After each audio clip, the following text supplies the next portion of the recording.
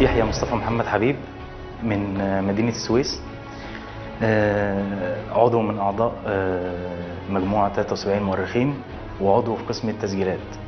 دورنا في قسم التسجيلات إن إحنا بندور على أبطال مصر في 73 ونسجل معاهم بطولتهم أيا كان. أنا بالنسبة لي مسؤول عن منطقة القناة وممكن شمال وجنوب سيناء، يعني السويس وإسماعيلية وبورسعيد وشمال وجنوب سيناء. بنتواصل على الأبطال عن طريق المعارف، عن طريق الأصدقاء، عن طريق بطل بيتواصل معانا على صفحتنا أو مثلا عن طريق أي صديق تاني. نبتدي نسجل معاهم، بروح لهم أو لو في فرصة إن يكون حد عندنا في السويس بيبقى بالنسبة لي سهل. الحرب مش مجرد دلوقتي حرب أسلحة وبس، حرب فكر.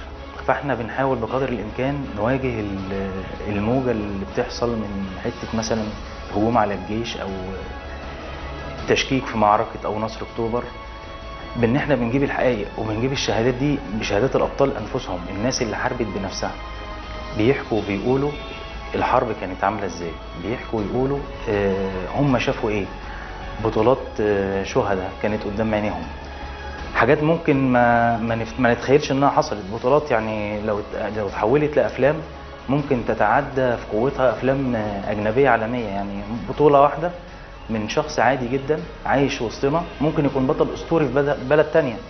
المشكله ان احنا في صراع مع الزمن وبنسابق الزمن.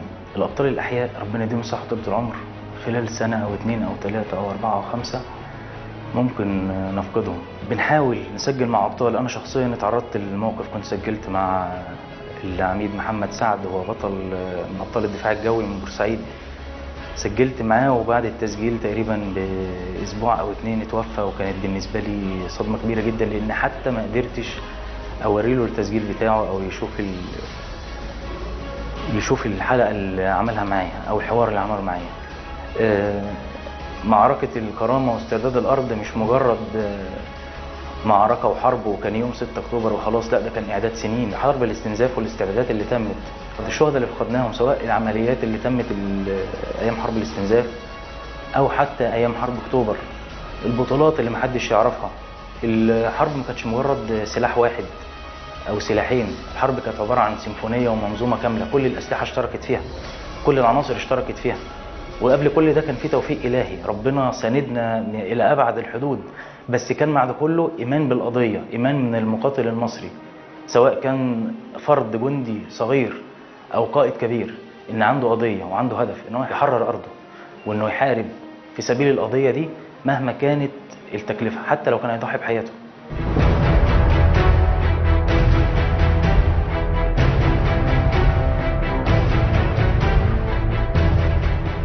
ابطال اكتوبر مش بس الابطال اللي دخلوا الجيش عن طريق ان هم دخلوا الخدمه الالزاميه او كانوا ضباط في الجيش، دخلوا الكليه الحربيه او البحريه او الجويه وتخرجوا منها ابطال.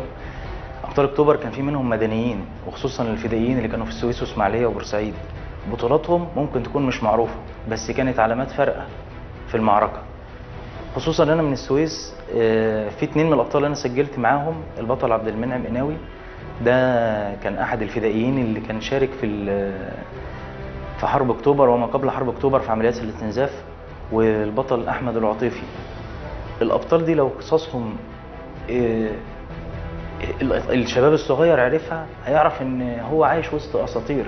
الناس دي عايشه وسطنا دلوقتي عادي ولا حد يعرف، ما حدش يعرفهم، عايشين بمنتهى البساطه، كل واحد عايش حياته عادي. البطل عبد المنعم قناوي سواق ميكروباص دلوقتي في السويس، ربنا يديله الصحه وطولة العمر، شغال على ميكروباص مش مستني حاجه من حد ومحدش حاسس بيه. بطل احمد العاطفي راجل انهى خدمته في شركته وهو على المعاش وحاليا قاعد في القاهره. الناس دي مش مجرد الموضوع بالنسبه لها قضيه سهله وبسيطه، ده انا بدافع عن ارضي، لا ده قضيه بجد تعني الكثير والكثير. يعني اقل بطوله من اللي عملوها، البطل عبد المنعم قناوي قاعد بالشهور في الجبل بيراقب تحركات اليهود، كان بيبلغها للقياده عن طريق جهاز لاسلكي، وعبر من الثغره رجع تاني مصر. ولما وصل المخابرات قالوا له لا ده السويس اتحاصرت، لازم تروح تطلع تشوف لنا الموقف بتاع السويس ايه من فوق جبل عتاقه.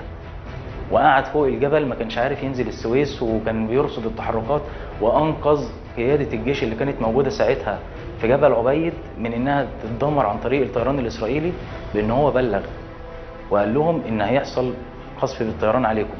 انتقلوا وراحوا وادي حجول، يومها الفجر الموقع اتضرب، بس طبعا كان انقذ قياده الجيش كلها. بطل احمد العاطفي كان احد الابطال المتواجدين في مدينه السويس اثناء الحصار، وكان بيقول لي ان بالنسبه لهم قضيه حمايه السويس والدفاع عنها قضيه حياه او موت ملهاش بديل. السويس بالنسبه لهم كانت الملاذ الاول والاخير، وكانت البلد اللي خلاص مفيش بعدها بلد. وانهيار السويس كان معناه وقوع مصر كلها في مشكله كبيره جدا، كان ممكن بدبابه واحده يوصلوا للقاهره. الابطال كتير والبطولات اكتر، بس ندور عليها ونطلعها ونظهرها للناس. من ضمن الابطال البطل سالم المغربي، كان بطل من ابطال الصاعقه، وكان من اوائل الناس اللي اتدربوا على سلاح الاستريلا او الضبع الاسود. لما نيجي نشوف فرد من افراد الصاعقه بيتدرب على اعمال قتاليه وعنده استعداد يضحي بنفسه في اي وقت وما عندوش اي مشكله، وتبتدي مهمته تتغير من فرد صاعقه لفرد صاعقه بيتدرب ان هو يبقى مكلف بالدفاع الجوي، لان الاستريلا والضبع الاسود اسلحه من اسلحه الدفاع الجوي. اتقبل الموضوع ده واتعامل معاه بمنتهى الاحترافيه، وكان قدر عن طريق السلاح ده في احد الهجمات بالطيران عليهم ان هو يوقع طياره او اتنين تقريبا. المصري ما يعرفش المستحيل، بس المهم يكون عنده الدليل الصح اللي يرشده. المصري لو ماشي في طريقه صح مفيش حاجه تقدر توقفه.